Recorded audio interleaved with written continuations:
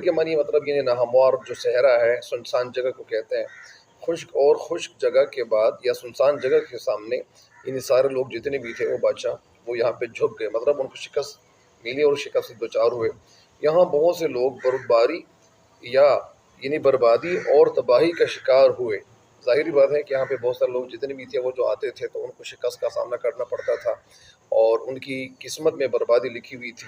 ساتھ ساتھ کیونکہ یہ وہ جگہ ہے جہاں دنیا کے سب سے زیادہ حملے ہوئے، لیکن شاعر کہتا ہے کہ اس سب کے باوجود، ان ساری چیزوں کے باوجود، ساری باتوں کے باوجود، یہاں کے سخت دل قبائلی لوگ جو تھے وہ ہار نہیں مانے۔